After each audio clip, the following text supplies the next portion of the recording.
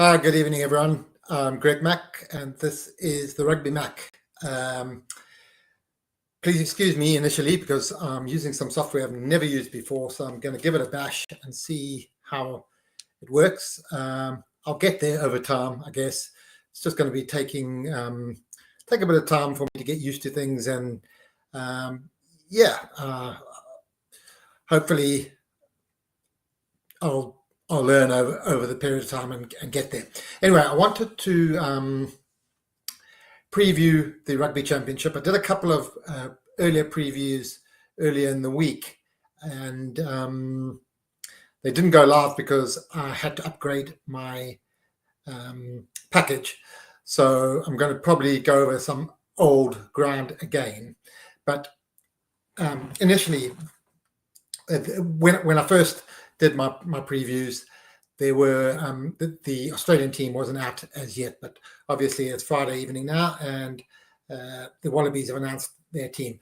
But it's pretty much as we all expected. They've gone for their big guns: Tupou, Skelton. Obviously they're missing Valentini, so I've brought Tom Hooper in. So I've picked pretty much the biggest pack that they possibly could, and that makes sense going against the Box. Also, the 6-2 split on the bench. Again, they had to do that, playing a Box at Ellis Park. I mean, they're not going to go with anything else. Box obviously gone with the 5-3 bench split, but I wouldn't be surprised if Russie's got something up his sleeve and that changes before kickoff tomorrow. We know he's always up to something, and he did mention early in the week that he could possibly look at the Wallaby side and then make a few tweaks to the Bok squad. I see that Jan Hendrik Wessels has pulled out already, and Boan Venter has moved on to the bench in his place. So I think that's an injury, but I haven't had that confirmed just yet. But I don't think that makes too much difference to the Box. Possibly a bit stronger in the scrum, but not as mobile across the park. But I don't really, that's not going to impact the result, I don't think. In my opinion, this game is actually going to be a lot closer than people think, purely down to a couple of things. I think the Wallabies got a lot of good practice building up to this test by playing a 3-match series against the Lions. They improved in games 2 and 3 and actually played some. Well, actually, in game 2, they played some great rugby. It was just their defence that really let them down. Again, the Wallaby backline looks dangerous, and if they can get a little bit of parity up front and they get a bit of ball on the hard and dry fields of Ellis Park, they could cause a few problems to the Bok defence. Having said all that, I do expect the Boks to come through, but it wouldn't surprise me if they have to come from behind, or it's very close at halftime and or level. That sort of close, close result at halftime, and that's also because the Boks haven't played for a few weeks. So I expect them to take a little bit of time to get up to speed. Also, Russie is building his squad depth and moving and shifting players around. I think, using a squad of close to 50 players in the Rugby Championship and the games before against Italy and Georgia, he's trying to build, get players caps and that, and building up to the World Cup next year. And I think he's probably going to make a number of changes in the second test, no matter what the result is in this first one, because really, I know for a fact that the Boks are targeting that test in the beginning of September at Eden Park. They really want to go to New Zealand, take them on their home patch, on their invincible ground, and break that record, take that record away from them, beat them, and that would really set down a marker. So that's what they've targeted for this season, 100%. And I expect the strongest possible Bok team to be selected in that game. So this week, initially, when I saw the team come out, I was a little surprised, but having reflected on it and yeah, having reflected on it and looked at the different combinations, and I've realised exactly where Rusty's coming from, really. So the areas where I wasn't quite sure where he was going to go, obviously at fullback, I thought he might bring Damien Villancer back, but I'm really happy that he's kept faith with or brought Fussy back in. Fussy really is the incumbent 15. He hasn't let the box down. He's improved his defence. He's improved his high ball, under the high ball, and he's a threat in attack. So I think he's got that position, and I'm a big firm believer of, once you've nailed down a place, you have to play yourself out of the team rather than just get dropped here and there. But I'm sure there will be a bit of rotation in that 15, because we I say the box have a bit of depth there, and we've got players that can move around. The big talking points really were the 10 jumper. He's gone with Libbok. Now, those that know me or follow me on X, Twitter, will know that I'm not a big fan of Marnie Libbok at all. He does get the backline moving, and I'm presuming that Tony Brown's behind this move for this game. And he's been in Rusty's ear saying, pick Marnie for this one. I can see the logic there. If the Boks are going to try and move the ball around, then Libbok does get the backline moving well. The problem I've got with him is purely down to his BMT and his goal kicking under pressure. Now, people are going to come back to me and say, look, he put most of his kicks over in the previous tests. Yeah, that's all well and good, but none of those kicks were pressure kicks. And at international level, you cannot afford to miss many conversions, penalties. Games often come down to, as we saw it in the World Cup, 1 point, 2 point, 3 points. And one of my pet hates is when players score out wide when they have an opportunity to score closer to the poles and make the conversion a lot easier. Libbok, for me, has always struggled under the pressure kicks. And so I don't want somebody to come to me this weekend if he misses most of his kicks and say, I'll say I told you so. But if he does put them over, fair play to him. But I do have a question mark and a little bit of a worry over him under pressure. But having said that, he does deserve a chance because he has been kicking a lot better in the previous game. So I'm willing to cut him some slack. But it wouldn't have been my choice. I would have gone for either Sasha or Polly. But I do understand that it's a long season still. We've got plenty of games in the Rugby Championship, so I expect a bit of rotation in that area. The other slight pick where I wasn't 100% sure of was at 6, Marco van Staden. Again, not one of my favourites. I feel he gives away a few too many penalties, and sometimes he can be a bit quiet and doesn't really do enough around the park. Again, there's a caveat to that. His last test, he played probably his best test for the Boks, and I had him as our man of the match. So again, following my previous point, if you're playing well, you don't deserve to get dropped or rested. So I can understand that. And I think from Rusty's point of view, he definitely is concerned that the Aussies will target the breakdown. Fraser McWright is very good over the ball. Carlo Tizzano, if they bring him on in that. They've got some players, Harry Wilson. A lot of them, they're good at the breakdown. And Boks, even Italy and Georgia targeted the Springboks at the breakdown and got some joy there. So I think I understand that pick of Marco, and moving Sia to 8 also makes sense. He's played a lot of rugby for the Sharks at 8 recently. In the past, he's played there, and with Jasper Wiese not being there, it gives Rassie a chance to experiment with that loose trio. Kwagga is always a better impact player than a start. So yeah, that really does make sense. A little bit surprised that Achia Sneeman didn't make the 23, but not unhappy that Franco Mostert is on the bench. He's never let the box down. He can cover the 7. He can cover lock. So we've got plenty cover there. And the 5-3 split is the other talking point. But again, I like it. We've got Kane and Moody, who can cover pretty much the wings, centres.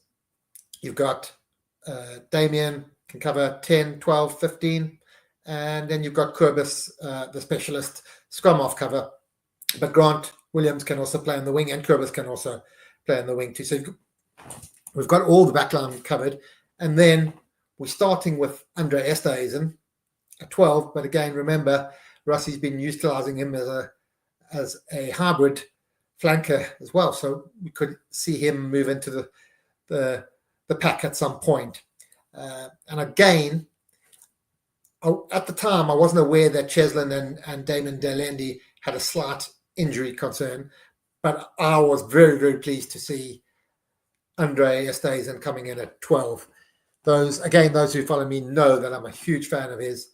And if you look at that second Lions test, the Wallabies really should have won that game, but their defence was shocking. Every single time the Lions got into the Wallaby 22 or close to the line, they basically scored a try. The one-on-one defence was really poor. And I'm thinking, if you can't stop somebody like Hugh Jones, 2-on-1, 2 defenders against Hugh Jones from close, what chance are you going to have of stopping Andre if he's running at you? So I think Russie's looked at that, thought, there's a weakness in Australia defence, and we'll try target that. I expect Australia to be a lot better on their one-on-one defence, but it's not a quick fix. Defence takes a bit of time, and that was a worry for me if you're a Wallaby supporter, the one-on-one defence. Where the Wallabies do pack a punch is out wide. If you can get it, Jorgensen, Tom Wright to a bit of space. They're both very dangerous runners. And of course, Suhaili at 13, if you can get him onto the ball a bit more. I was disappointed that they didn't utilise him enough against the Lions. When they did utilise him, he made a scintillating break, which created one of the tries. So I expect them to try and get him onto the ball a bit more.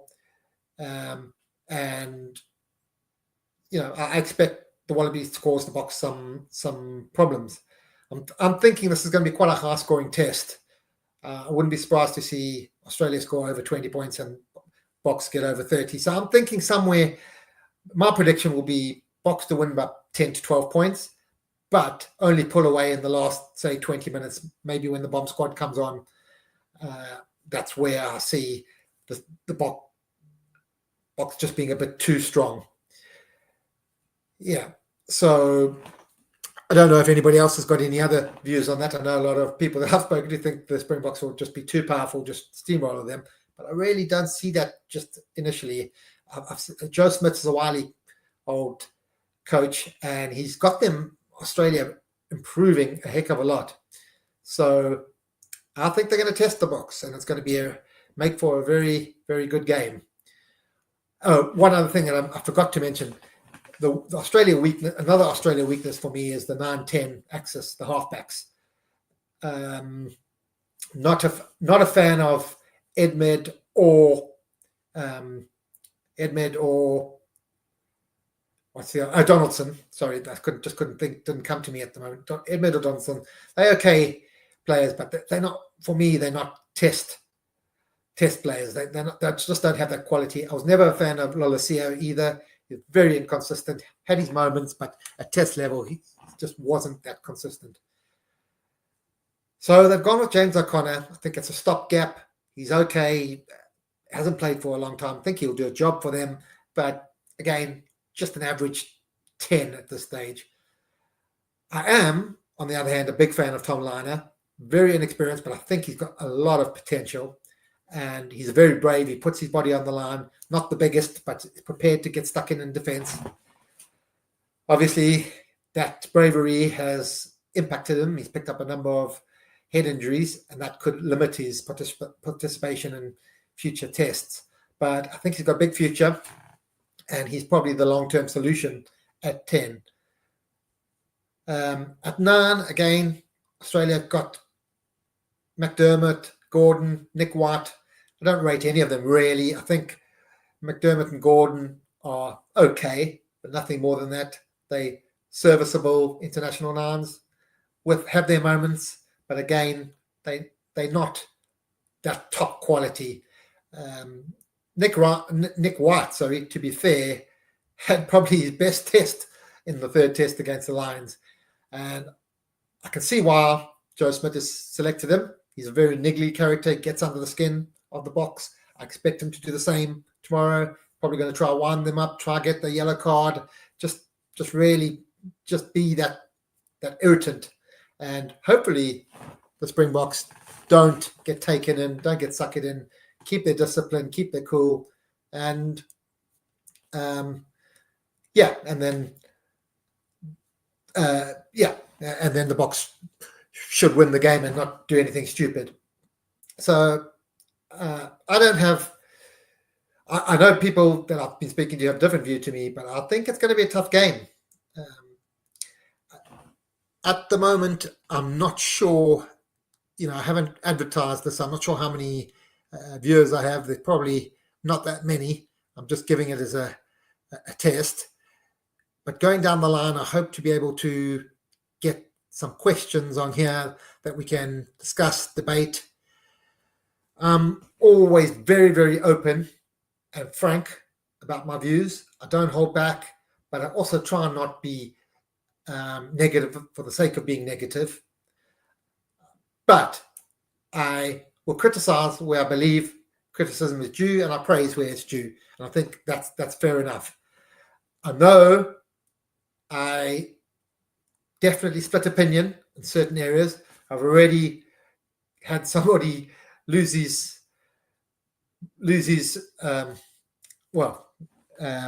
really, it was actually quite funny on Access. They had a bit of a discussion, but instead of being able to debate it like a proper manly person and reasonable person, started getting a bit personal and then just blocked me.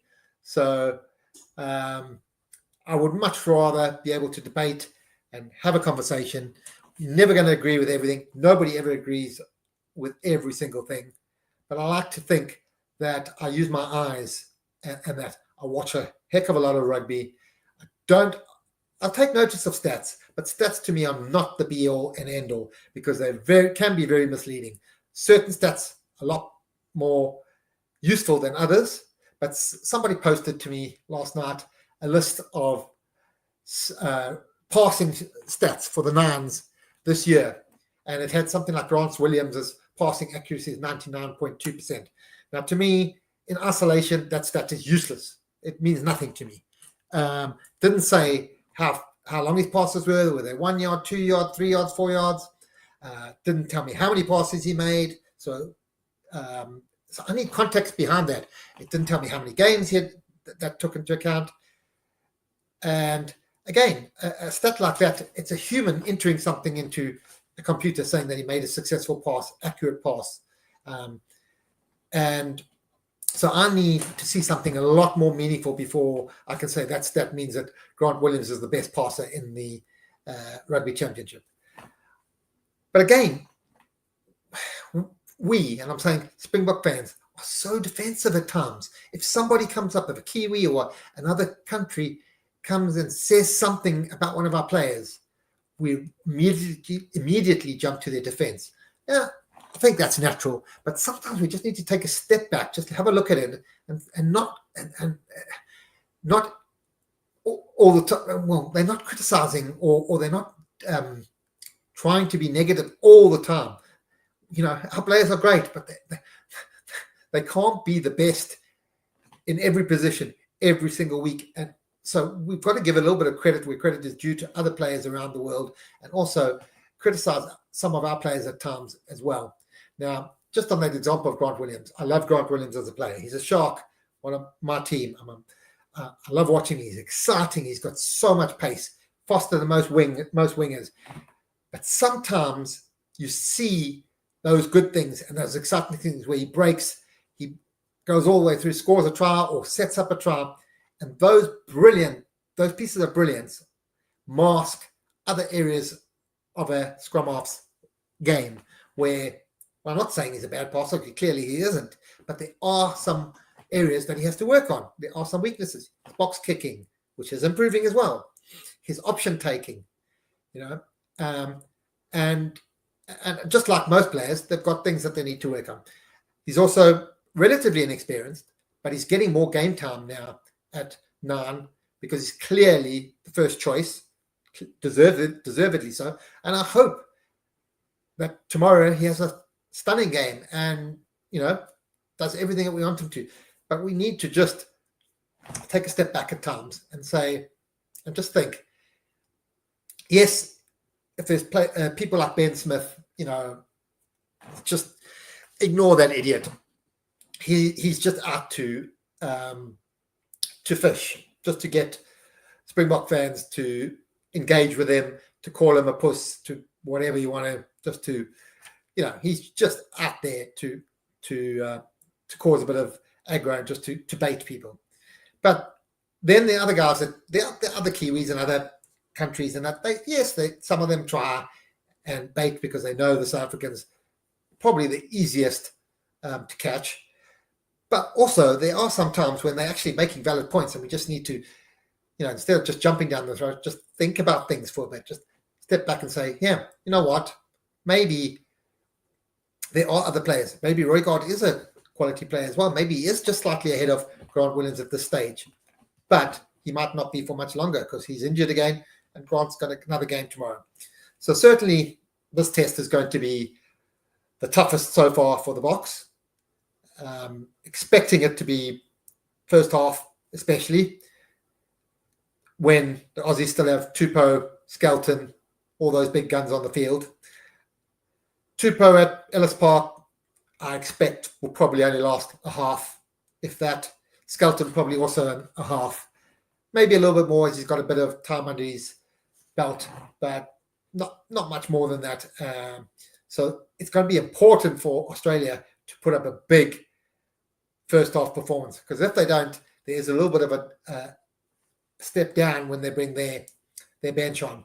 It's not so much on the quality, but it's just in terms of the ballast, the grunt, the robustness, just that pack. And when you look at the Boks, their bomb squad, there's no sort of let off, there's no drop off. Oh, and that's a good point. Leading into the bomb squad, I'm very pleased to see Nhlabakanya on the bench. I think he really deserves to be in the squad. He hasn't let the Springboks down, played well when he was in the first couple of games. Vincent Koch, quality player, hasn't been at quite that same level. Hopefully he's not tapering off completely, but he hasn't made the impact when coming off the bench. So I think it's a good call to have Nhlabakanya on, and I expect him to anchor the scrum when he comes on second half, and there'll be no let off. Other areas, we've got Bongi on the bench. Again, he hasn't quite hit his straps yet, but something about Bongi is he's an experienced Bok, and when he plays in these big games, he delivers. He's under pressure because Marnus van der Merwe is breathing down his neck, so Bongi's going to have to keep his performances, or he'll battle to continue to keep his place in the squad. So I think tomorrow we could see a different Bongi when he comes on. Yeah, so all in all, it looks to be a thrilling opening game for the Rugby Championship. I'm very pleased to see Ben O'Keefe refereeing. Should be, Southern Hemisphere ref. We can't complain about that. There's definitely a difference between how the Southern Hemisphere and Northern Hemisphere refs see things. And two Southern Hemisphere teams, Southern Hemisphere ref, should make for an open game. I hope the TMO doesn't get involved too much. It's very irritating when they pop their head in every 2 minutes. But if there's something important that the ref misses, that's when you need the TMO. Anyway, as I said, my prediction, Box by 10 to 12, come from behind or from level at halftime, turn it around when the bomb squad come on and take it home in the last 15 to 20 minutes. I'll be interested to hear what you guys think. Goodbye. And the plan is perhaps to try and do a live commentary tomorrow during the BOK game for those that can't watch the game or out and about and just need somebody to keep them updated with what's happening. I do get a little bit carried away when I'm watching the Springboks and the Sharks and stuff, so might get a little bit overexcited, might be a little bit partisan, but I'll try to do my best to keep you updated. Cheers, everyone.